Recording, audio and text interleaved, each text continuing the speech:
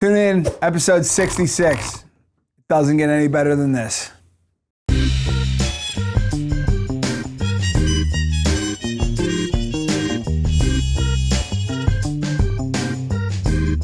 You're listening to Between Two Bridges, a business-to-business podcast.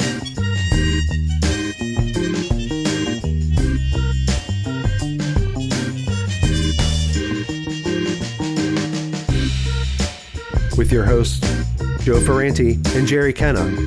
Produced by Nathan Kenna. Interviewing entrepreneurs, business operators, and investors.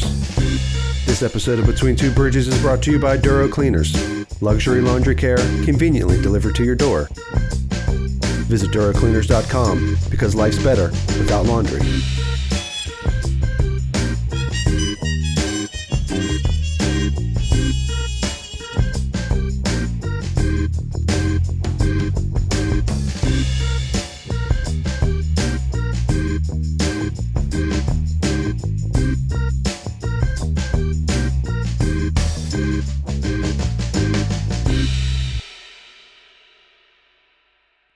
Between Two Bridges, episode 66. What's going on, Joe? Super Bowl edition. Oh, am I allowed to say that?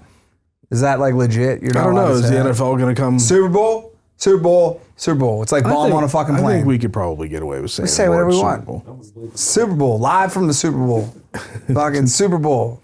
I had a Super Bowl soup. Yeah. Super Bowl cereal. So the Super Bowl, by the time this gets released, the Super Bowl will have come and gone. Right. And who do you think's going to do it? I think the Chiefs, man. I like Barkley as much as anybody else, but like, it's his first Super Bowl. It's his birthday. It's the story, dude. I know, but like, dude, there's only been one first-time running back that's dominated a Super Bowl. His name was Willie Parker, dude. Best Super Bowl running back ever. No, I just think the nervous jitters. Like, I don't think so. Hurts has been there before, though, right? Yeah. So yeah, quarterbacks. Yeah, but I think part of that. Saquon's fighting. Saquon's trying to prove something because he got shit on. Well, he proved it. Yeah, I know he did, but there's no ultimate. The ultimate revenge is success, right? Yeah, I think Spagnuolo doesn't get enough credit. The defensive coordinator from the Chiefs. It's a lot of Mahomes, but like that last play of the AFC Championship game, he called a blitz that he's had called before, but he didn't call it all year. Yeah, like that's the intelligent coach. Like I always like look at our hometown team like that. I'm like, oh, they're running quick pitch right and quick pitch left for 15 weeks because they're going to get smarter week 16. But they didn't. No, they just play the same five plays yeah, over and over and over again. Yeah, and they don't work. We had 8 Steelers in the Pro Bowl. I don't know how much of the Pro Bowl you watched. I watched a lot of it. What do you think about that Pro Bowl? The way it is currently now. I don't know, man. I think they should vote these guys as Pro Bowlers. And then they should just let the last 2 place teams that finished fight to the death for the first pick in the draft. It would be much more entertaining. Like if you had Jacksonville versus, I don't know who it would have been this year, the Patriots. Something like, just get rid of it, I guess. So I like the games because I like seeing the personal side of it. I like seeing the guys and hanging out and laughing and and seeing that part of it. And I like seeing the games. I think that some of them are cheesy and stupid. Yeah. I thought the flag football was annoying to me. Yeah, it's unnecessary. Like maybe it was annoying because I was rooting for the AFC and they got smoked. Embarrassed. Because they had 8 Steelers in their team. The Steelers don't do shit after Christmas. Dude, they don't do shit. When did the last time they won a game? Not this year. Not in 25, that's for sure. I was shocked to see that there was 8 Steelers present. Was there there a lot of people so backed there was out. Boswell, Minka. Yeah, Boswell kicked 1 kick in that relay. And then Minka was there, Cam was there, Russ Wilson was there, Samola was there. TJ? He was on. I didn't see him on TV at all, so he was probably there, but not there. I think he was there, but and Killebrew, Miles Killebrew was there. Yeah, it's a popularity contest. Yeah, Well, and then what happens, I guess, without whenever the two teams make the Super Bowl, their guys don't get to play in it. So they start bringing in reserves, and then Jackson and Allen backed out. So Russell's there, and he's getting sacked in the back, in flag football. And I mean, he threw 4 touchdown passes. I mean, he threw more in the Pro Bowl than he threw the last 5 weeks of the season. So yeah, but he still didn't pass down the middle, and he didn't even have a line that he couldn't see over. Yeah, and we do this every week. We're a business podcast, right? But the bottom line is in Pittsburgh, we talked about it with Charlotte. The Steelers are business in this town. Yeah. Listen, if the Steelers were still in it, if the Steelers were going to the Super Bowl, business would be banging right now. I used to go to a basketball game in March. Steelers versus local cops. There'd be 6,500 people there. Yeah. But think about the revenue that goes into bars and restaurants during this time of year whenever the Steelers are in the playoffs. And all the teams do it. I mean, back whenever the Pens were in the Cups are the best. I mean those bars were packed. Yeah. And they play so many times. Yeah. There's so many games, so it's not just once a week. You're talking multiple times a week. The bars are packed. I don't know if I could handle a Stanley Cup run at 40, man. I mean, those are some of the funnest times of my life. Yeah, it's a good time. I think we'd figure it out. Oh, yeah, everything would suffer. That's kind of the adage, you know what? And then those Penguin games, they start at 7, but they don't end at 11 necessarily. I've been at a bar until close. Oh, yeah. Because games are going on. On a fucking Tuesday. On a Tuesday. Exactly. So that's the thing, too. Now, Sundays probably typically aren't real busy days for a bar if there's not a football game on. But when the Penguins are in the Stanley Cup playoffs, they're... Yeah, there's always that segment on the news. It's like a $3.7 million influx to the city. Huge. Hotels. Everything. Bars and restaurants. And I said in a previous episode, the last time the Steelers were in the Super Bowl, I was in college. I worked at Circuit City. Flat screen TVs. Dude, we had flat screen TVs. They were buying them like hotcakes, man. They were going out the door. Everybody's getting their big screen for the Super Bowl. Yeah, and it must have been 2009, in 2010 when they were going to the Super Bowl the week leading up to it too, because all these bars do raffles for Super Bowl tickets and shit. Yeah. It's a moneymaker for sure. It brings a lot of money into the town. Now, not next year, but the following year, the draft is in Pittsburgh. Correct. So that's going to be we're big. getting a little uptick in Pennsylvania right now. We don't have to stay out late and drink, but the Eagles are in it, and there's money coming into the Commonwealth coming into PA. Yeah, coming into Pennsylvania. Pittsburgh's not going to really see much of it, but we never do. Sunday, Super Bowl Sunday, the bars are there'll be people there. Yeah. Because people are going to go. People have their Super Bowl parties, even though the Steelers aren't there. We're up to 16 on the Super Bowl click. I hope Goodell's listening on it. Send him some money for that. Oh, yeah. Super Bowl. 17. Super Bowl. Super Bowl. I say it with the Yinzer accent, so it wouldn't even count. It won't hold up in the court of law. It's like Supper Bowl, how much supper did you eat? Yeah, it hometown sports, man, they drive the economy a lot of times, man. I was always people would say, well, why the football team, why do they always get this? And I used to always would tell people in high school even, football drives the bus, dude. Football without it.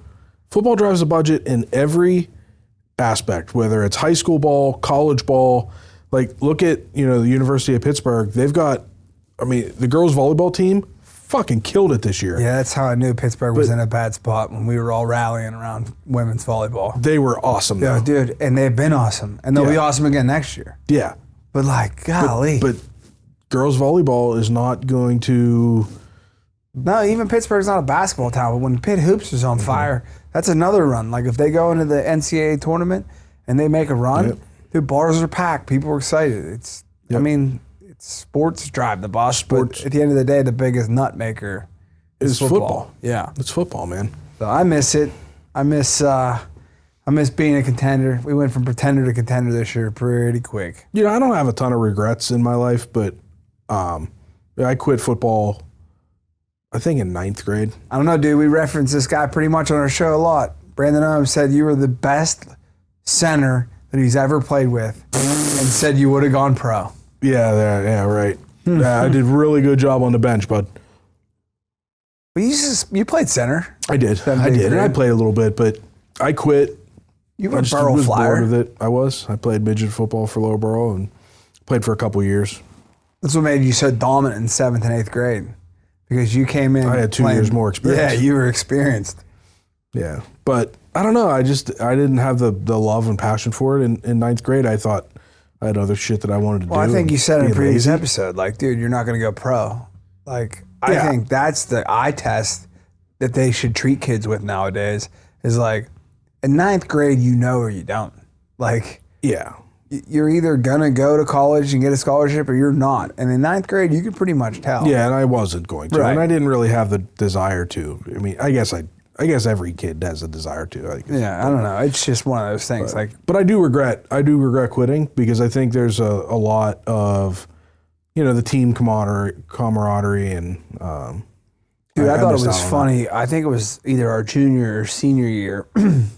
There was a kid from the band that came to camp, and he went through it all, like the hazing, the wind sprints, the two-a-days. At the end of two-a-days, like he was like not a great player, but he was like one of the dudes. And then he was like, I got an announcement to make. I'm going back to the band. I just wanted to prove to myself I could do this. And like I'll always think of that. It's like, hey, mind over. Yeah, mind over matter. Yeah. Yeah. So, Super Bowl. Yeah, I don't really care who wins, but I will tell you this. For years, I've been in Super Bowl pools, right? And I get like 5 and 6 and like, shit numbers. I'm on like 4 different Super Bowls. I have 7-0, 0-0, 7-3, and I'm like, watch them have like 4 safeties right out the fucking gate this year. Yeah. Like 7 blocked extra Or you'll points. have it. You'll be winning, and then the Chiefs on the last play will run out the back of the end punter zone. Yeah. Yeah, for that the happened. safety. I've seen that. Yeah, that seemed to have happened, and then they didn't cover the spread because of it. That happened when the Ravens played the 49ers. Like at last play of the game. Yeah. I think it was the Ravens punter ran out of the back of the end zone and like blew up. People were holding papers. And some of those block pools, I don't get into the ones, but like I've heard guys getting in $5,000 a block. Oh yeah, $500,000 to the winner. Yeah. So the couple weeks ago, the Chiefs did it, and the spread was 9.5 Against the Texans. And they were winning by I think 10, and then they did that, and they lost. They won by 8 instead, or whatever it was. But they blew the spread, and lost a lot of people a lot of money. That happens. That's why they call it fucking gambling, not winning, right? Mm-hmm. Yeah. So I guess we'll see. Yeah. People listening are going to be like, yeah, it already happened. Ticket prices are down. Are they? Yeah. I mean, 3 in a row, like, if you got a 9-to-5 worker in Kansas City that really wants to see his team and like, he's like, I'm going to spend everything I can get to get there. And then they do it the next year, you're eliminating half of the people. Do you think, I would think that 3 in a row thing would actually help ticket sales, because if they win, they're going to, that's history, man. 3 in a row. Oh, we can pay Pat Riley while we're paying the NFL in this episode. So Pat Riley, back in the day, coined the phrase three-peat. So he stands to make like $1 million if they win, because they feel like people will use the three-peat. And he gets paid when they use it? He has a copyright or whatever. Really? Yeah. So I'm not a big basketball guy. I would assume that it would have had to have been, it wasn't the Lakers. He wasn't the coach. Maybe he was Miami Heat. Maybe Miami Heat did it. I don't know. So then he coined it. And I think when the Lakers did it, they had like people had to pay. Like if you were making Lakers t-shirts with three-peat on it, you were using his copyright. Yeah. So I saw an article that said he stands to make about $1 million. Maybe we should just make some knockoff Super Bowl t-shirts and sell them and see how long it takes for the NFL to shut us down. Dude, I'm in for anything that's going to make me 40 cents right now. It's February, bro. It's February? Yeah, February is like a weird month in the dry cleaners. Yeah, in the accounting business, February is a little different. Yeah, it's a little different. It's been pretty hectic around here. We're just ramping up, and but it's crazy because during the off season, I might have like 1 or 2, maybe at the most, maybe like 5 appointments in a week. Yeah, I didn't. And now it's like all of a sudden you open the calendar and it's just front to back, everywhere there's an appointment, every hour, on the hour. It gets crazy. Yeah, and I'm guilty of like the thought process, and I'm trying to break this like in my 40s right now, especially like what I'm trying to do marketing wise. Is my thought process is always like everybody knows, like I'm not the smartest dude in any room, so like everybody knows what I know. But when I think about taxes, I'm like, yeah, well, it's not that big of a rush. But then you forget about all the people that do just work a 9 to 5, that all they want to do is get that money. They want their refund back, man. Right. Yeah. So the sooner they file, the sooner they get it. Oh, yeah. And I have people that start coming in before I can even electronically file them. Because the IRS doesn't allow you to e-file. This year was January 27th. What's the stipulation? Like, what's the law on W-2s? At what point does it, as an employer, do you have to get a W-2 to somebody by? W-2s and 1099s have to be in the mail by the 31st of January. Okay. So it has to be postmarked by the 31st of January. Funny thing is Allegheny County still does not have their tax bills sent out. You know, I noticed that. I had a client say something to me yesterday about, I haven't got my Allegheny County tax bill yet. Now they're online. Yeah, if you go on the county website, you can see that it's apparently unpaid. They'll be out by the end, like right after this episode airs, they'll be out. But county council's pushing for an extension. Well, it's only right. Right. You can't send the bill out and then it's due in 2 weeks. Raise taxes, more money. Yeah, 46%. And then say, hey, by the way, because I looked mine up today for the building, it's up a significant amount of money. I mean, oh yeah, I'm on the hook for like $1,800 or $2,000, something like that. That's for one building. Mm-hmm. So that was a funny thing I found out with when you do a mortgage, they lump all that shit in. You just pay it. Yeah, if right? it's escrowed, sure. But commercial, they don't do that. No, they don't. Rental properties, they don't do it. So It gets fun whenever you get that. They all show up in the mail and you've got a stack of yellow envelopes from the county. Yeah. It's not a fun day. Yeah, because we moved at a really weird time. So when we took possession of the building, it was April. Mm-hmm. Well, the guy called me for the school taxes. Yeah. Today, actually. So they weren't paid. He's like, hey man, I sent this letter out, and like Harmer does shit different, dude. Yeah. Like they're like way behind the times. There's nothing electronic. They're like, I don't know if I talked about it on here, but I had a water bill. I thought we had it on auto pay. They don't even take auto pay. They send receipts carrier pigeon. Like the dude's like, I'll be in the office today from 12 to 1. Yeah. And I'm like, well, I'm on the road right now. Like I'm not within that. He's like, well, you can come tomorrow. I'm like, what time are you going to be there tomorrow? He's like, I'll be there between 12 and 1. I'm like, so the tax guy works 1 hour a day. 1 hour a day, 5 days a week. Yeah. I was just talking to a friend of mine today. We were talking about Tarentum electricity. So Tarentum Borough is one of the few towns that has their own electrical service. So they don't use Duquesne Light. They don't use West Penn Power. Tarentum Borough provides electricity to the town and bills from the municipality. Huh. And we were talking about it today. And the problem when you have such a small operation is that if you have an issue, they're there from 10 to 2, Monday through Friday. Yeah. 4 hours a day, 5 days a week. So if you were to say, own a property management company and you get 100 bills from Tarentum in a month and you missed one, so they turned off the power. If you found that out at 2 o'clock, you're not going to have power again until 10 o'clock tomorrow. At least. Because there's nobody there. There's no emergency line. And that's if the Steelers aren't in the Super Bowl and they decided to call off tomorrow. God forbid it happens on a Friday. You know what I mean? Yeah. Like it's just, and now the woman that works in the office at Tarentum Borough is spectacular. She's great.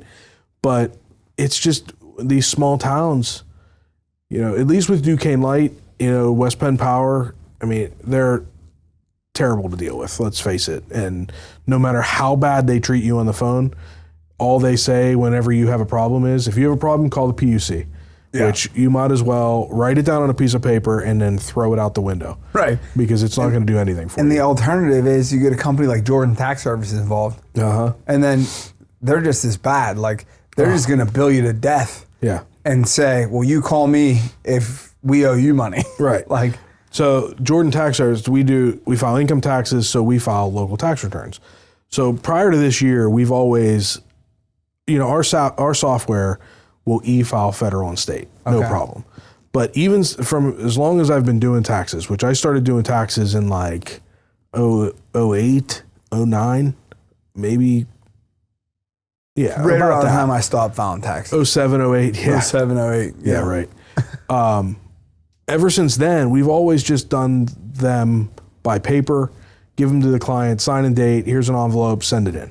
Most of the time, your local taxes are withheld out of your W-2. That happened in 2012. There was Act 32. They made it so that employers are required to withhold it because too many people just weren't paying it. So it's withheld out of your W-2 now, which makes it nice because most of the time, I would say probably 90% of the time, a local tax return is just informational. Yeah. Here's my W-2s, my income, it's withheld, zero balance, leave me alone. Yeah, I tend to do that with my employees. I'm like, look, if you moved, it's okay. You're still paying it. Yeah. It's just not being distributed into the right space. The money's there. And then when they file the tax return, there's only in Pittsburgh, the greater Pittsburgh area, there's only 3 collectors. Right. There's Keystone Collections Group, there's Berkheimer, and there's Jordan Tax Services. So I haven't met Berkheimer yet. They work together so that if you are working in a town that pays into Keystone, your employer is actually paying into Keystone. But maybe you work, or you live rather, in Westmoreland County, which is Berkheimer. Your employer's still paying it to Keystone. Keystone then, at the end of the quarter, sends it to Berkheimer. Berkheimer then sends it to your municipality. That's how it all works. So, but we do tax returns for people all over the greater Pittsburgh area. We actually do them all around the country, but mainly in the Pittsburgh area. And so we file a lot of tax returns with Keystone, Berkheimer, and Jordan Tax, and probably quantity-wise in that order, right? So Keystone's website, we decided this year, because one of the problems that we have is I do your taxes, I put it in an envelope, I send everything back to you, and you don't open it. Right. It just goes in the file, but there's a form in there that you need to sign and send in. Well, then September comes around and Keystone sends out letters to everybody saying you didn't file your local taxes, and then I get calls and calls and calls and calls. And I'm like, did you open the packet? Oh, was I supposed to open it?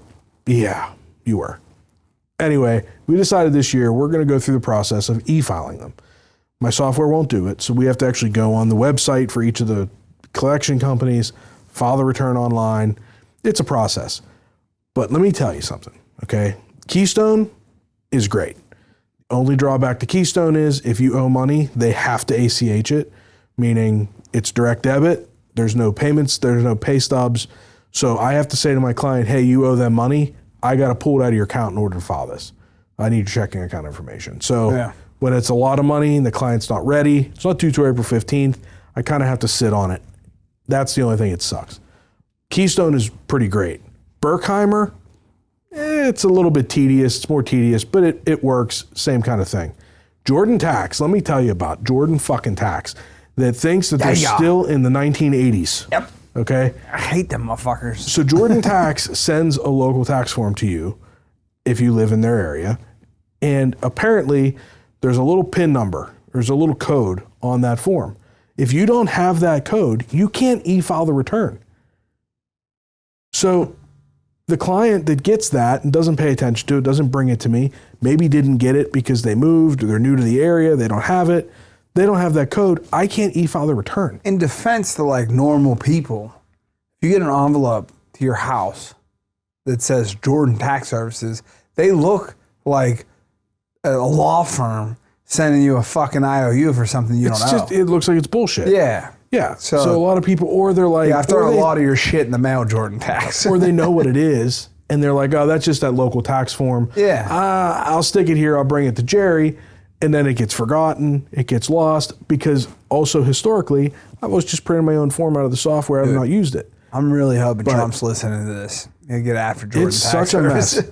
I hope they're listening to it and they realize that they should go to Keystone's website and see how nice it is to file a local return on Keystone's website. And they get they get rooted into shit that doesn't even involve them, kind of. So like I call, so like for instance, I call Westview Water, and I let them know that I'm vacating this premise. This is my last date, and we have to leave water on. Like they have to leave water service on because I don't own the building, and for whatever reason, they're gonna need water. Right. So I call and I vacate premise. Me and Westview, we're solid. Everything's good. And I get a bill like 3 months later for like $900 fucking dollars. And I'm like, for what? And they're like, oh, well, you never called us. I'm like, well, who the fuck are you? Like, I deal with Westview Water for my water service. They're like, oh, but we deal with the sewage. And I'm like, what?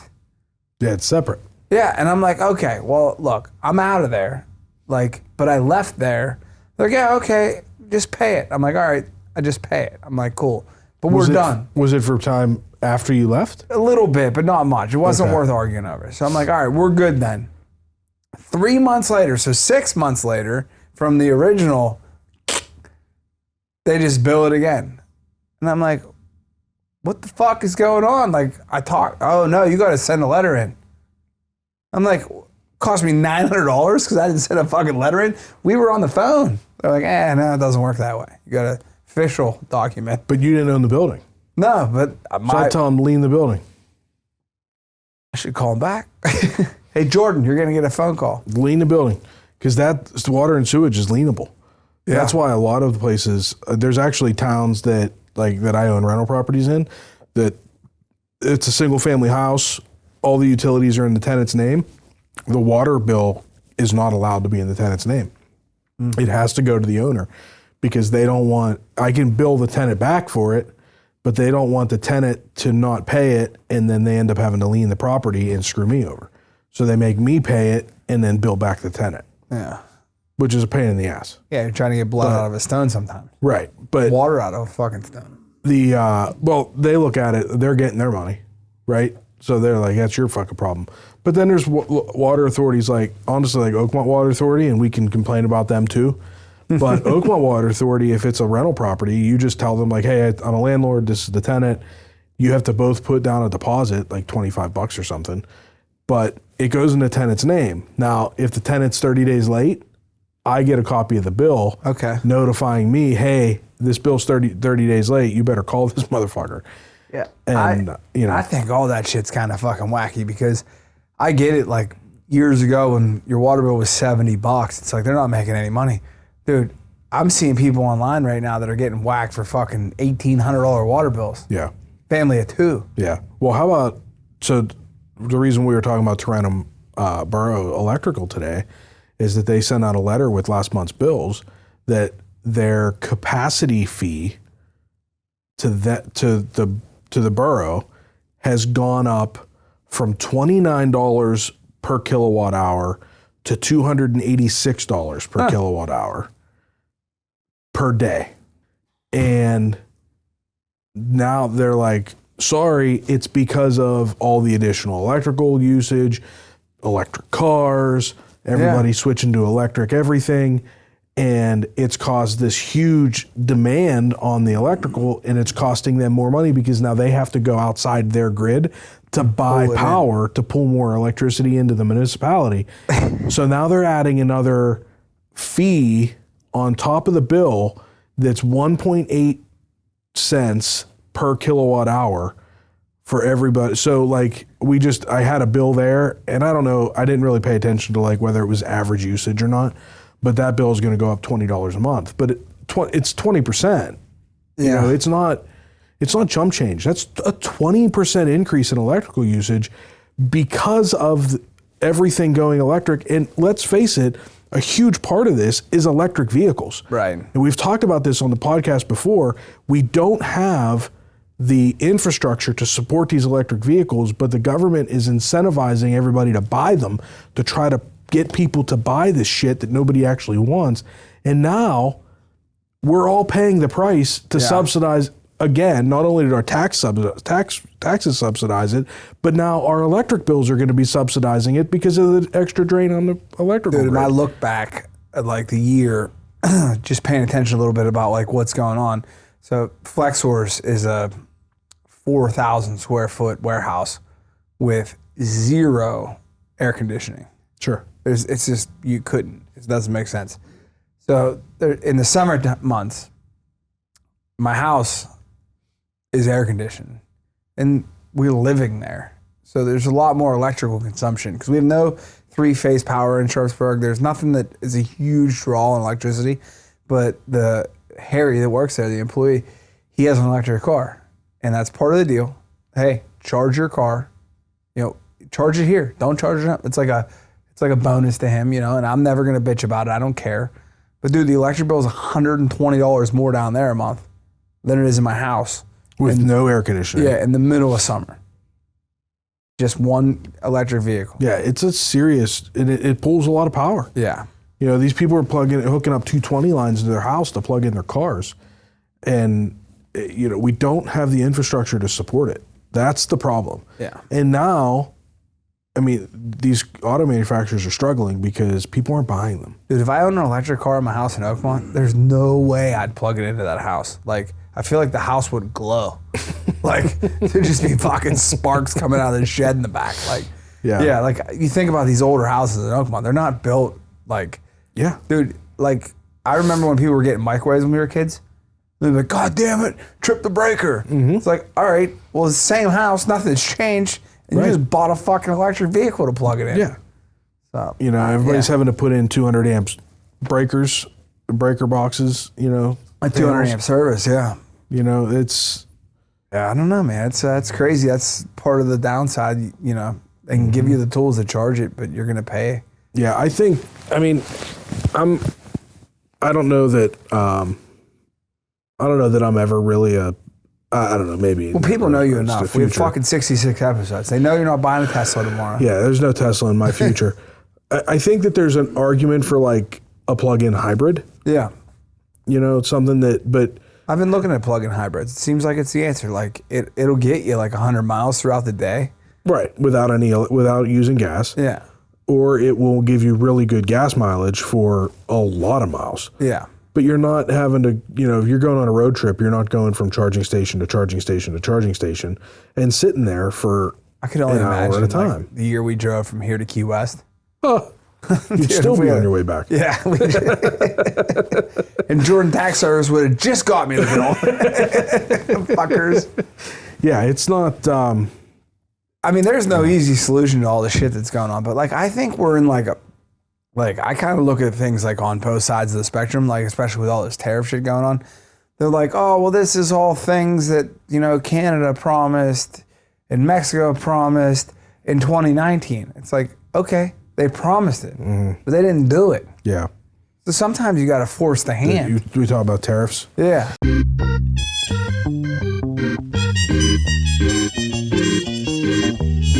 Thank you for listening. And now a brief word from our sponsor. Streamline your life with Duro Cleaner's complete pickup and delivery service. From your doorstep to their state-of-the-art cleaning facility and back, all without you lifting a finger. Get time back in your day and fresh, ready-to-go clothes. And just wait, big things are coming soon to make your experience even better. Visit DuroCleaners.com because life's better without laundry. And now, back to the show. Yeah, these tariffs are interesting to me. I've had a lot of people ask me about them and, what do I think? And, he's even talking about, and I don't know that it would ever happen because he would need a lot of congressional support in order to do this. But there's actually people talking about replacing the income tax revenue with tariff. Yeah. And, that would be huge for the American people. But I don't know that it's sustainable. I don't know. I think it could be done. Right. There's countries that do it. I just don't know that there's enough people in D.C. with balls big enough to do it. Yeah, it would take a lot of balls. And that's the problem because you're not going to want to take the income tax away and then have to bring it back because once it's gone, it's got to work. be gone forever. It's not going to work. I don't think we're ever going to be there. There's always going to be a little bit of an income tax because like we get a lot given to us by our government. We're a very fortunate culture in that regard, but yeah. But I think that the one that gets me is just the spending. You know, just driving here tonight, I passed fucking 4 PennDOT trucks sitting on the side of the road, waiting for it to rain at 3 o'clock in the morning. You know, and these guys are government employees that are getting paid time and a half. Mm-hmm. They already worked their shift. You know, like, and then they get exorbitant vacation time. Like, you work with a lot of companies. You know, 2 weeks of vacation time in America, that's like pretty standard for a privately owned company. Dude, the state employees get like 50 days. You know, the more they work, they earn this time. They get all this time. And it's like, dude, someone's paying for all that time. Yep. You know, we're paying for it. I think back to whenever they did like they passed a bill that every intersection had to have like a handicap wheelchair ramp. Yep. Dude, every one of those concrete guys working were making prevailing wage. They were making more than they were getting paid to do a sidewalk at your house or my house. They were making top dollar. And then the amount of money they were spending to do it, not even just the prevailing wage, the concrete guy. Yeah. But then everything, like, you know, I was involved in municipal work whenever a lot of that was going down.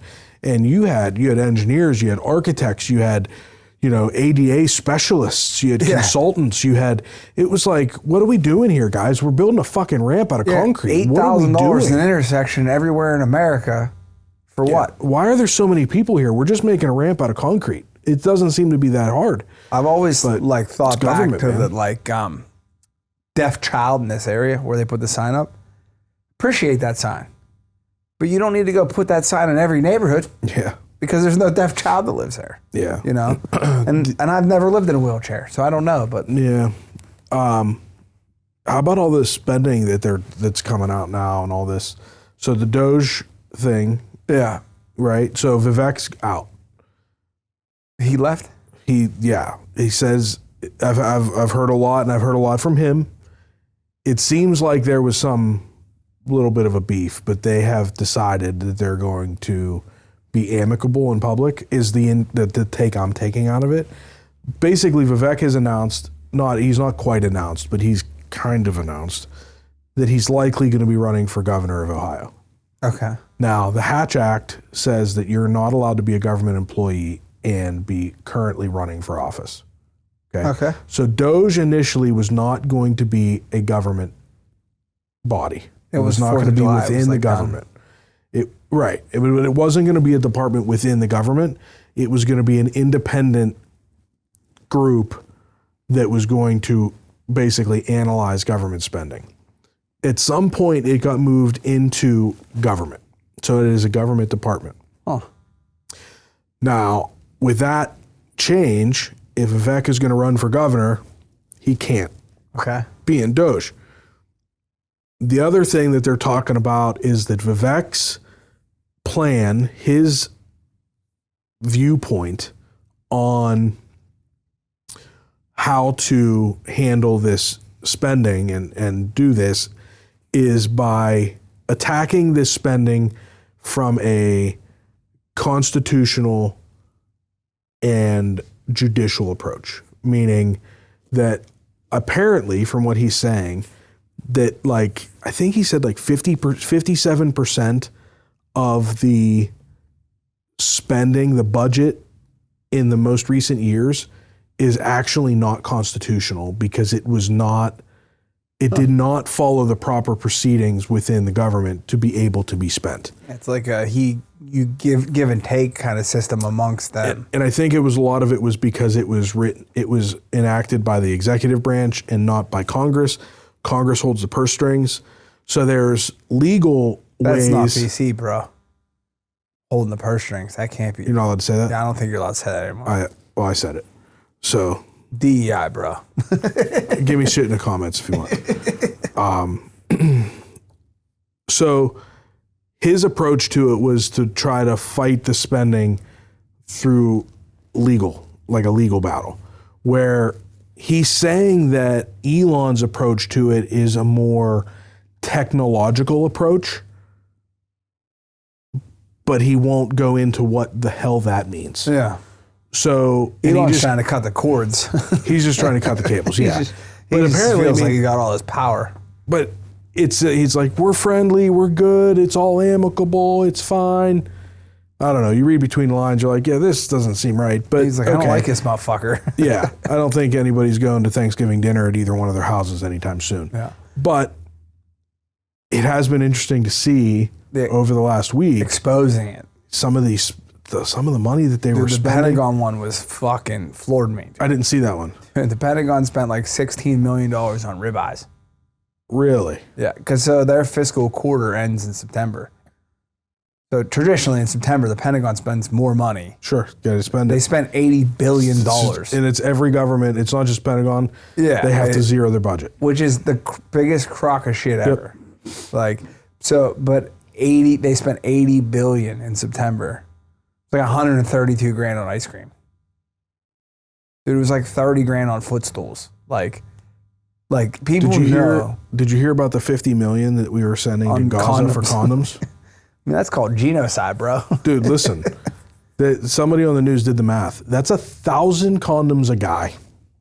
What else do they got to do? They're bored. Why are we paying for it? Yeah. I mean, you just don't want them to reproduce, bro. Yeah, there's so many of these things that are coming out now that you're like, wait, we were paying for that? And it's criminal, dude. And that's like my biggest thing is like, I don't care about all the bullshit that comes with it. I care about like, let's just get to the brass tacks of things. Right. Let's figure out what the fuck is really going on, you know? And that's what makes me excited about this. Yeah. But I don't like the fact that people are concerned about their well-being. I don't like that. That they're triggered under the Trump administration. I feel bad for those people. Yeah, but I'm going to go out on a limb and probably make some people uncomfortable. Do you think that some of this panic is mental illness? Oh yeah, it's the biggest problem in our country, bro. Crazy. I'm out. Fucking out. Speaking of mental illness. Mental illness, fucking I'm out. But no, I think you hit the nail right on the head. We talked about this before. Remember we had Christy Joy on here? And like, mental illness is the biggest fucking problem in this country. Like, everybody thinks somebody's out to get them, you know? And like, you're really not that fucking important.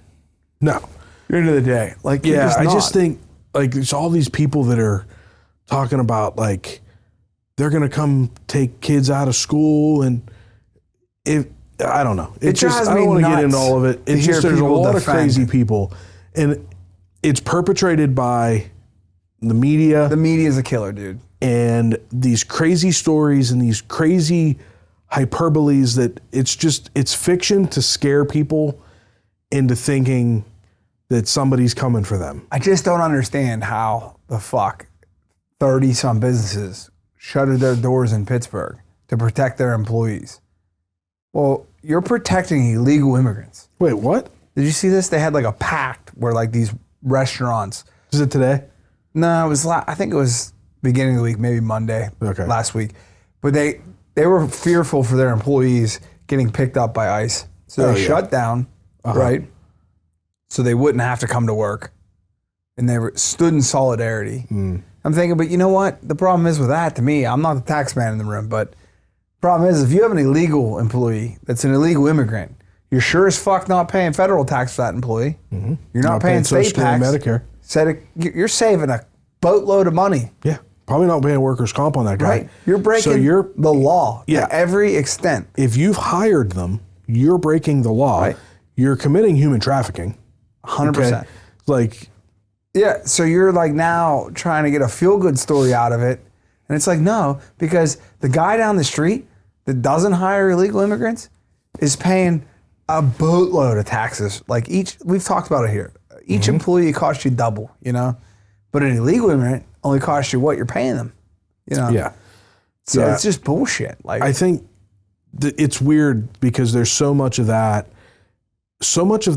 those talking points where people are like, well, who's going to do these jobs, these, you know, working on the farms and do this cheap, unskilled labor? And I'm like, Americans, first of all. Second of all, do you understand that that's human trafficking? Right. Like, you're importing people or allowing people to come over the border, for cheap labor. It's in their name. Illegal immigrant. It's indentured servitude. Yeah. I wonder, like we're not, like, I don't know what we're supposed to call aliens anymore. Like outer space aliens? Yeah. Like the ones from the sky. But I'm like, let's call them fucking aliens. And let's call an illegal immigrant an illegal immigrant because they're illegally here. Yeah. Like, dude, like we talked about earlier. Like homeless people, you have to call them unhoused. Yeah, but you pay all these taxes. I mean, my biggest, like one of the biggest things that gets me, and you know this because you have a payroll company. You do payroll. You made it. You got through another week. You're surviving. But you know what comes the following week? Is fucking half that. A payroll taxes. Yep. Boom, coming at you. It's like, I could literally triple my employees' salaries if I didn't have to pay payroll taxes. It's insane the amount of money that comes out. So those people that are closing down because ICE is coming, they're literally closing down because they can't afford. You should be shut down. Yeah, they can't afford to operate. Yeah, you should be shut down because you have illegal people working for you because you're skating payroll taxes, you're skating workers' comp, you're 100%. And you're refusing to pay a living wage to somebody, so you're hiring them so that they're cheaper. And they made it feel like it was a feel-good story on the news that these companies did this. Which really, they should have just shut their mouth and just hope that nobody realized that. Secretly, the owner was like, all right, if we bring all the legal employees in, we can't afford to operate today. So fuck it. Shut it down. I'm not losing money. I'm not taking a loss on Tuesday. Yeah. We'll just shut it down. Is there a list of those? I'm sure it's on like KDK and like all that shit. I'd like to know what that is because we'll make sure I don't use them. Maybe we'll talk about them next week.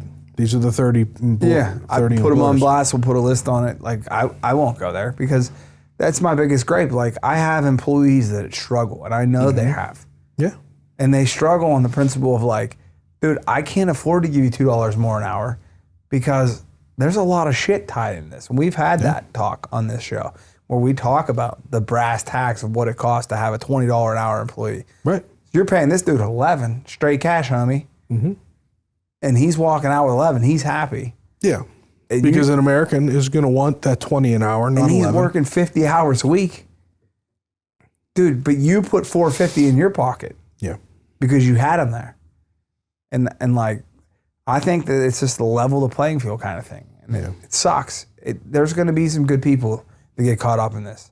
But like, you know what? If you're not doing it's illegal. Yeah. I think that the system is broken. I think that there should be an easier pathway to come over here and to become a legal. There's not an immigration office, like a court in Pittsburgh. Really? Yeah, they got rid of it like 5 years ago. So if you're an illegal immigrant living in Pittsburgh, trying to do it by the book, at some point, well, now they do it virtual, but they're trying to eliminate the virtual part of it. So at some point, you're gonna have to go to Philadelphia to sit trial. Become like that shit should be available on every fucking corner. Yeah. Don't make it so hard to become a legal immigrant. Right. Yeah. Let's get them here. We need the help. We do. Like you said, like people, there will be businesses that suffer, but there used to be programs after programs that would bring legal guys over here seasonally. They just got rid of it. Yeah, there should be an easier way for people to come into this country and work and gain their citizenship. It should be easier, but it can't. But it's not fair to the people that went through the process to become legal citizens here. Yeah, it's not. You can't move the goalpost now. Yeah, you can't. Well, and I'm not even talking about moving the goalpost. I'm talking about. I don't think that they probably have a problem with it becoming easier because they just went through it and they're like, this was fucked up. But I think it's not fair that they go through all this and now you have people that are coming in illegally that everybody just wants to grant amnesty to. And it's like, well, wait a second. I just worked for a year and a half, 2 years, sometimes longer to become a legal citizen of this country. Worked my ass off. I had to memorize things. I had to take tests. I had to go to classes. I had to go through all these checks. And you just jumped the fence and now we're going to give you whatever you want. And then they're getting, there's there's states that are giving them free healthcare. They're giving them free housing. They're staying in luxury hotels in New York. We should shoot an episode where I jumped the fence into Canada. Yeah. See how it works out for me. Justin Trudeau would probably welcome you with open arms. Yeah. They need pants pressers in Canada too. So let's go back to these tariffs. Yeah. So the tariffs this week was a big tariff week, and Trump threatened a 25% tariff on Canada, a 25% tariff on Mexico, and an increase of an additional 10% on Chinese goods. Mexico caved pretty quick and said that they were going to put 10,000 troops. Yeah, and non-Trump people will say that was already in order, right? That was a deal they had in place. Maybe, but it probably it expedited it. Yeah. Because all of a sudden it's happening. I just think it's funny though, because like I'd rather have 10,000 of our guys down there than their guys, because like if you're the cartel and you're like, hey, Jimmy's coming across. Yeah. And you're this like reservist from Mexico. I'm sure that our guys are there too. He's like, how about we drag you through the streets by a ball hitch? He declared a national emergency at the border. Trump. Okay. Yeah, so there's troops there. Yeah, they're like, apparently those 10,000 are going to be more like paper pushers and like helping out. So there's 10,000 troops, Mexican troops on the Mexican side of the border. I got to keep checking my watch because Trump is president right now, and we might be in a civil war at some point. Yeah, you never know. So Mexico announced that, so Trump backed off of the tariff for Mexico. Canada was like, okay, we'll see your 25%. We'll give you 25% on any of your goods, like liquor, and like they were pulling it off the shelf. Anything that we send to you, and it was something that they eventually caved as well, and it's called off now. I guess they're both just suspended for 30 days from what I saw, which is good. I mean, it gets everybody talking. Yeah, it gets everybody to the table, but. Some of the stuff they're talking about with Canada about being the 51st state and all this stuff, it just cracks me up. But the Chinese tariff, it's stuck. As of today, because of recording this, it's stuck. Now, whether it'll be that way whenever we actually drop this episode or not, I don't know. But my question is, how much of this tariff talk do you think is just hyperbole? Like, it's just a way for Trump to get people to listen? Yeah, I think it's a lot of that. I think it's just a pushback. It's like you've been doing business. Like Beijing is a booming economy because of what they do here. Beijing can only sell so much in Beijing. Yeah. But like, I used to look for tags when I'd go to the store that said "Made in America." Did you? Oh yeah. I have a classic story, and I don't mind telling it here. I think we're 7 years removed. I went on Memorial Day to buy a flag at a hardware store locally, and it said "Made in Vietnam." Mm-hmm. I lost my fucking shit. I was like, I can't fly a flag of my American flag at my house. Like, you can't tell me you don't have a Made in America flag. Like, that's all I need here. And they were like, well, we don't do like everybody had an excuse. But when I was speaking up, everybody knew what I was saying was fucked up. Yeah. But no one wanted to take credit for it, Yeah. Like, you bought the cheapest American flag you could get, and you were going to charge me $30 for it on Memorial Day. And it drug a hair across my ass. Yeah. And I think that's the problem, is like, people forget that like your neighbors rely on going to work and a paycheck. Yeah. And if you just buy it cheaper everywhere, straight across the line, like there used to be local hardware stores, and they're gone. They're all gone. Yeah, like a light fixture you could go buy that was made right in Verona, that opportunity is gone, and Verona suffers for it. Yep. There used to be a tool company in Verona, hand tools, pliers, wrenches, like all this shit, it's just gone. Yeah, it's all made in China and sold at Harbor Freight. Right. And like you think like I don't want to spend $50 on that. So you're spending $5 at Harbor Freight. I know. But if the guy down the street was making $100,000 a year making that tool, it just trickles through the economy. It's not going to be easy to fix. We got so sidetracked from being It's going to be really difficult to fix. And things are, they talk about on Rogan's podcast all the time about our cell phones. So our cell phones are made in China, all of them. Yeah. And like all the iPhones are made in a place that they have nets around the building because suicide is such a problem that they have to catch the people, dust them off, and put them back to work. Yeah.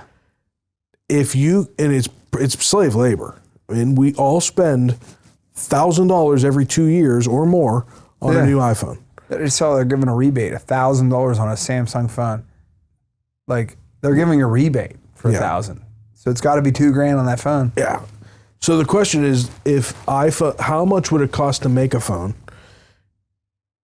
Either here or there, probably here, that guaranteed a living wage and decent working conditions where your employees aren't so miserable that they want to kill themselves. And would you pay it as a consumer? Is it a $2,000 phone? Is it a $4,000 phone? Well, it's that race to that number. It's like, so $20 an hour, like you can see it. Big companies, Sheetz, McDonald's, they advertise that number. That it's $18 an hour seems to be like the big number nowadays. So if that's the number, add it into the cost. Right. So, but if everybody in society is making if that's the base now. Yeah. But if these guys over there are making, just call it $2 an hour, right? And here they would have to make $20 an hour. Does that mean that we're 10xing our phones? Probably not. The question is how much of the price of our phones is the actual labor to assemble them? I mean, a big portion of the price of our phone is the research and development to make it. It's the licensing for all the applications that are in it, the software. It's the materials that are in it. But, you go into that even deeper and you've got lithium batteries and everything from our phone to our cars. And where did that lithium come from? Where did the cobalt come from to make it? You're getting them out of terrible places in the country that are getting it with slave labor. Yeah.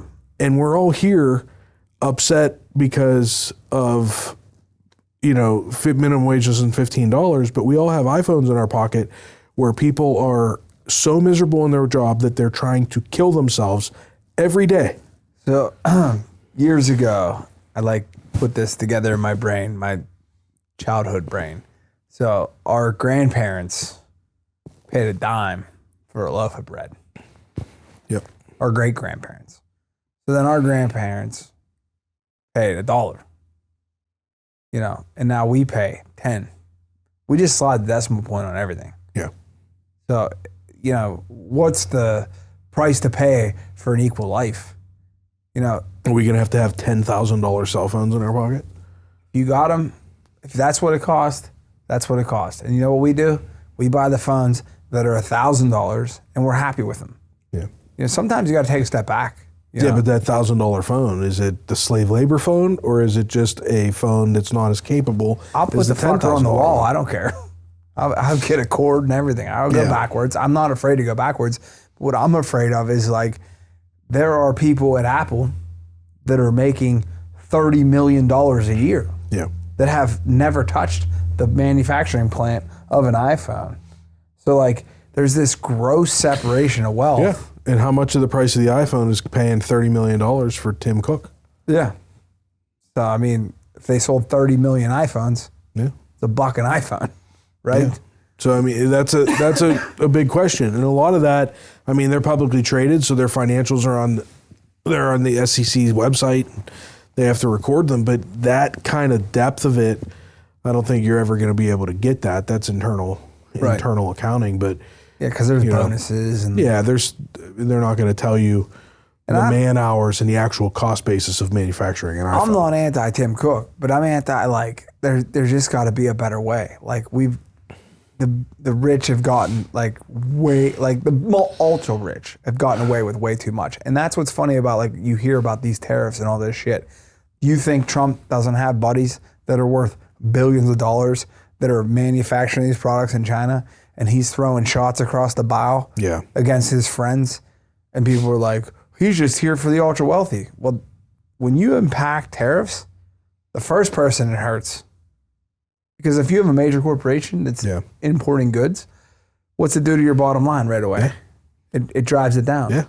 Where do CEOs get their benefits from? It's funny you say that.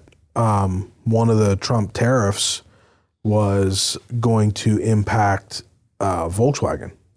So Volkswagen has a plant in the United States. Right. But they do not manufacture Audis or Porsches in the United States. However, due to Trump's tariff plan, if you say Trump in a foreign car brand one more time in a sentence, our producer is going to quit. Listen, so we slow down on that. Because of the Trump tariff plan. He's breathing heavy back out here. Volkswagen's building a Porsche and an Audi plant in the United States to start manufacturing Audis and Porsches for the United States customer base in the United States to avoid having to have the tariff. So that's U.S. jobs. Yeah. That's mission accomplished. That's good news. Build them in Michigan. I mean, they already have the footprint. Well, if you've noticed, most of these foreign car brands that come into the United States build in right-to-work states. Yeah, they build in states where there's no union, and that's Toyota's in Tennessee. And I think Nissan has a plant in Tennessee. He has got one in Georgia. Yeah, so they try to avoid the unions. They try to avoid the UAW.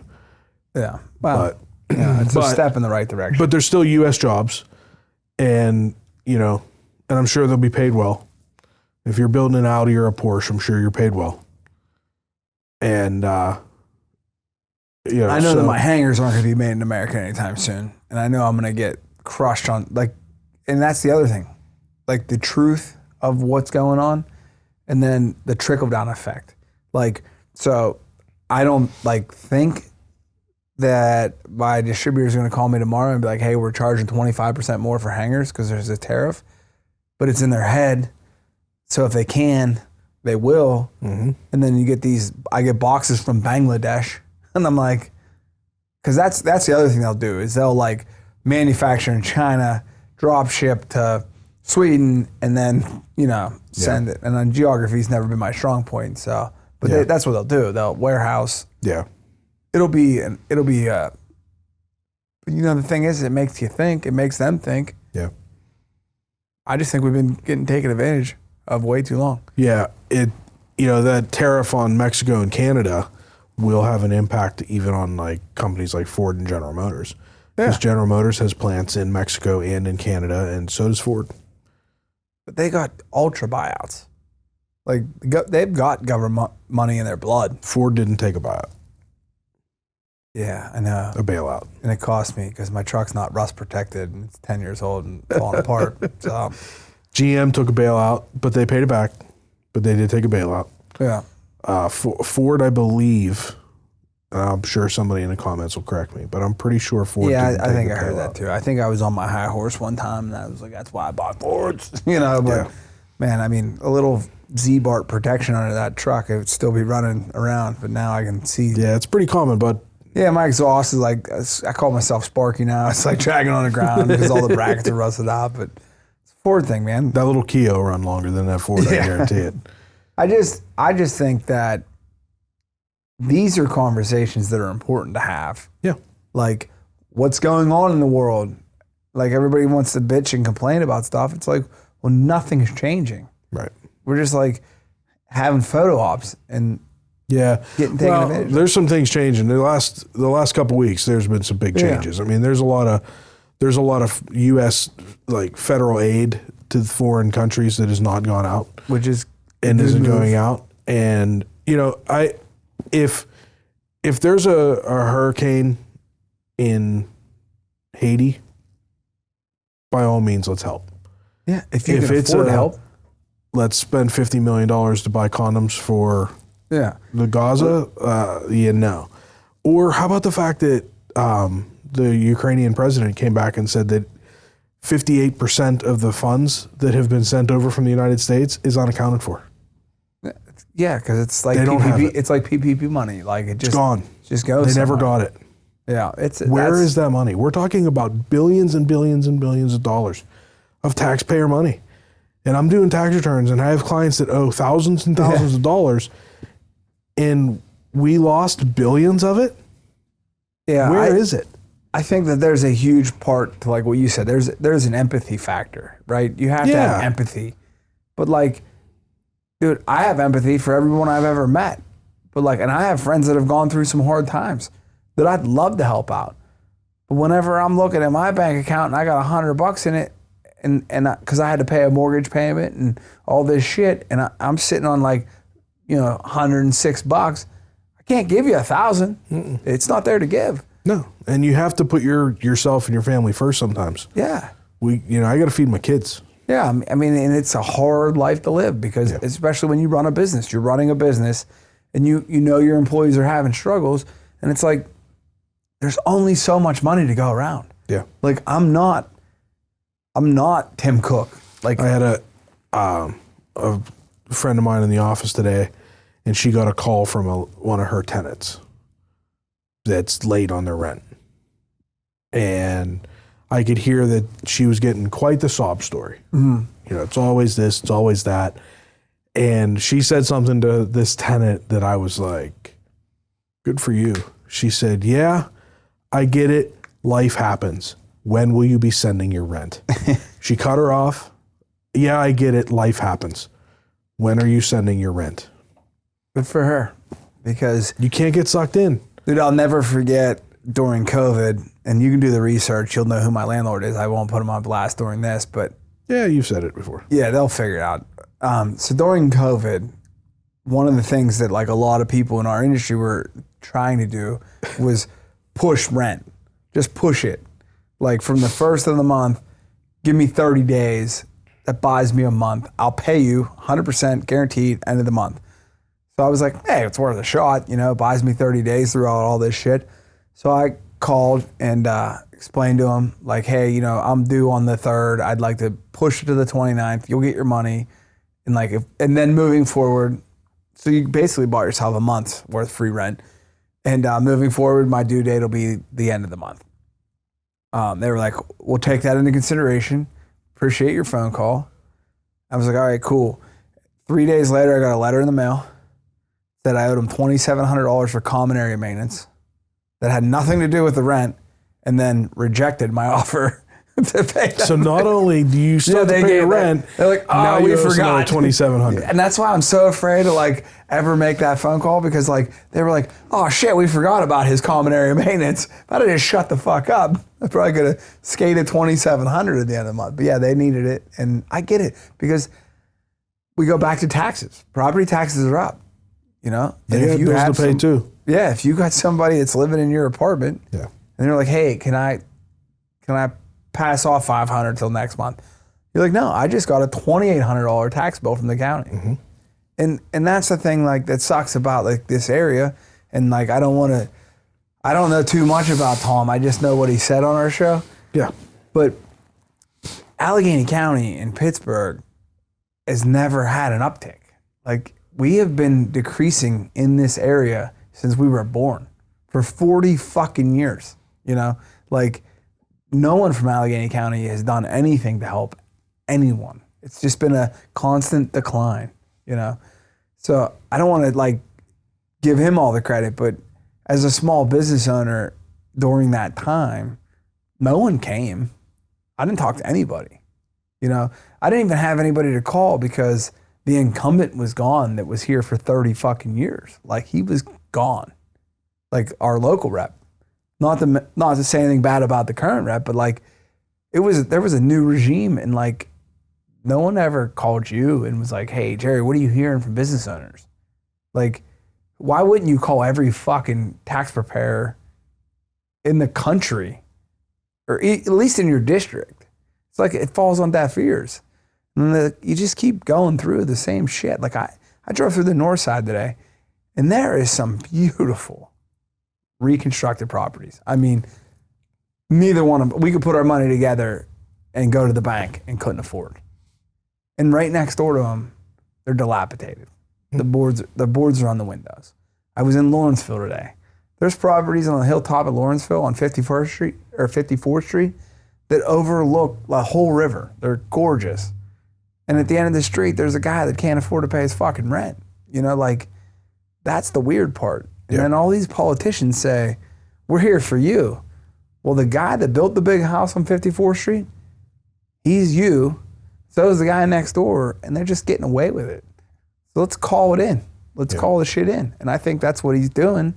And, 4 years from now, we might be sitting here eating fucking water and bread and talking about how fucked our lives are. But we were going that way anyway, Yeah, I don't know. I hope he has a chance. I like his position on small business. And, he said during the podcast, first step is to increase public safety. Second step is to attract small business. And I think that's how you rebuild a downtown. And the other thing that I remember from that, like after all this, was when he said our population is floating a little above 300,000, and then we're about to eventually go under that. And if we go under that, we lose federal funding. So all the Fern Hollow Bridge, all that money and all those like visits from like Buttigieg and like all that, like that all goes away. And now we're like Flint, Michigan, trying to figure it out on our own. And the county doesn't have any money. The city doesn't have any money. No. And then the downtown struggling, the empty skyscrapers, the deserted streets, that's a big reason why our property taxes just went up 46%. Because they lost. I mean, the county got, they fought. These high rises fought back against the county. Right. Like $1 million taxpayers. Like, guess what? We're not paying it. Yeah. But we don't have any tenants. The building's not worth what it used to be worth because I don't have any tenants. And they're not accurate on assessments. Mm-mm. The assessment process, and like I skate this a little bit because like my home is probably under-assessed. He lives in Shaler. Yeah, I'm Penn Hills, Frankstown Avenue. But they don't change. Right. I guess what I'm saying is like they send you a letter, some law firm from Pittsburgh sends you a letter saying like get ready to fight. They don't change. Yeah, and the frustrating part of it to me is that if I buy a house in a neighborhood, they're going to reassess my house based on what I paid for it, but my neighbor that's been there for 50 years is paying pennies on the dollar. Right. Because their house hasn't been reassessed in 15 years. Yeah. And so they're paying nothing in property taxes, and I'm paying way more because I bought my house recently. Right. And it's not fair. Yeah, and that's like been always my gripe is like there's acreages of land in areas where they're worth millions of dollars if you were to sell them. Yeah. But they're old farmlands. Yeah. So they're assessed for $1. Right. And it's like, dude, not only there's a lot of farm exemptions. If you're actually farming on them, they don't pay much. They get discounts of property taxes anyway. Yeah. And they get farm exemptions. No one's going to move the property if they're not paying taxes on it. Right. There's no benefit to it. Yeah. So there's a lot of like the problem with could happen. My problem with the people that are paying less because they haven't been reassessed, the solution from the government's angle of it is not going to be, okay, well then we'll lower your taxes to match theirs. They're just going to reassess and raise everybody's taxes. Right.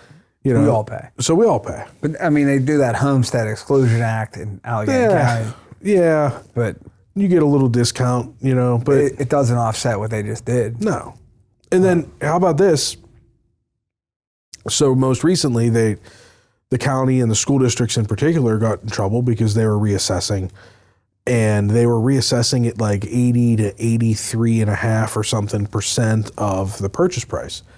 So there were some lawsuits because it wasn't fair, blah, blah, blah. So now they're reassessing it like 53.5%. Well, what happens to me? I'm paying 83.5%, and now the guy next door just bought his house, and you just assessed it at 53.5% of his purchase price. It's not fair. Yeah. If you're going to change property taxes, it has to be at a county level. It has to be a blanket reassessment, and the tax doesn't change. Right. You can't change the tax because somebody sold a house.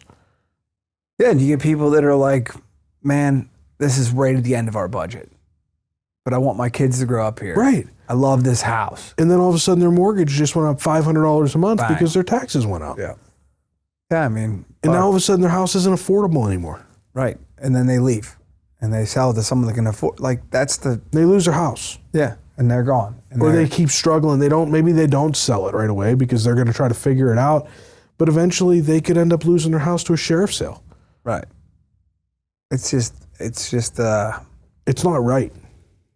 Yeah. So what's the answer? I guess, you try something else.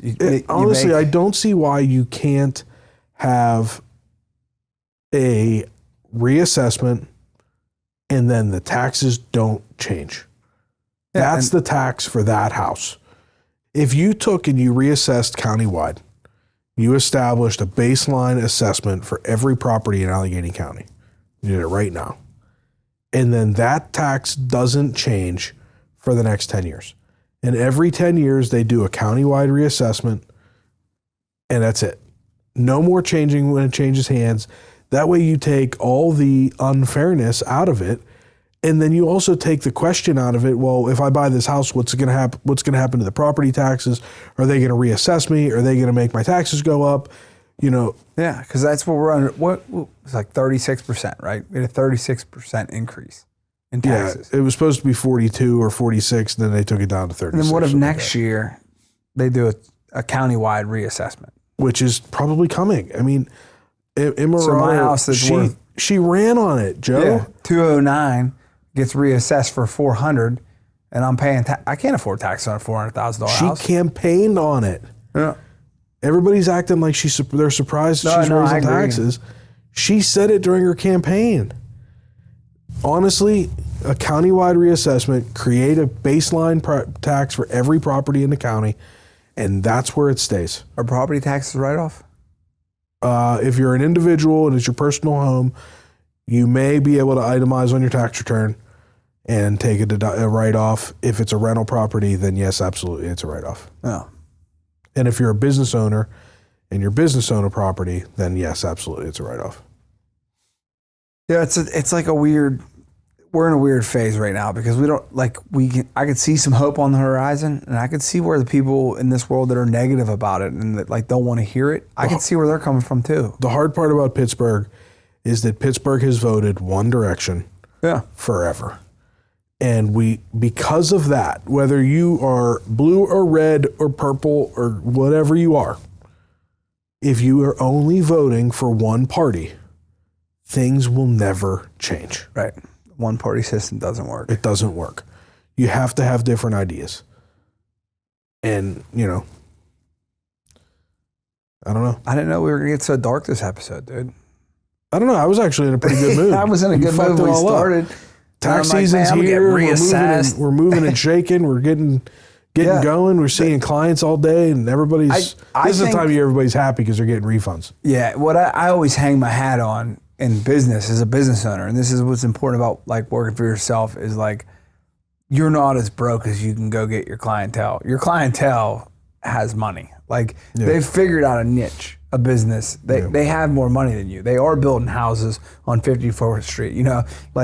Go get those people and make more money for yourself. But at the end of the day, you're gonna this world needs to keep moving forward, dude, because it's not stopping. I mean, it never stops. Mm-hmm. I just look at registrations for vehicles through the roof.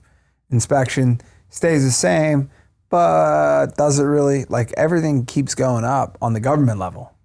So I don't want to be so negative about things, but dude, when you're writing out half of your net for the year to the government, that's when there's a fucking problem. And I could only hope that we could get somebody else to contribute, and then we could write a quarter of our nut to the government. I'd be a happy camper at that, My employees would be happy. But we get it all across the board. Everywhere you go, the government's taking the most. So I'm not anti-government. I appreciate my pothole roads that I drive on all day. I fucking went down a road today. I forget what it was. I wanted to write it down. It was Vuna Vista Street in the north side.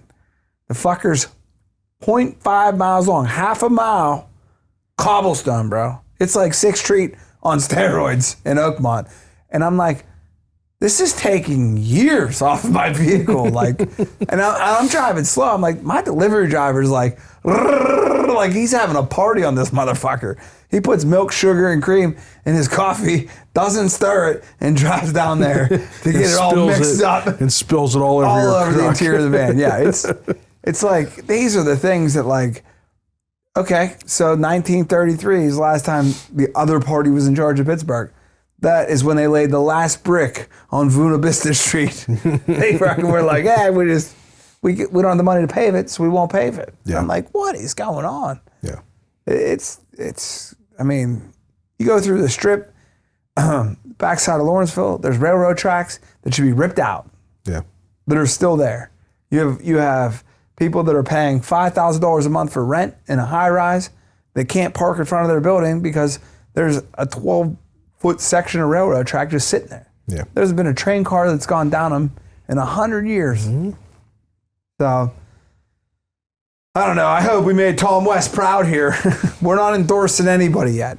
Not yet. Nate's all pissed off.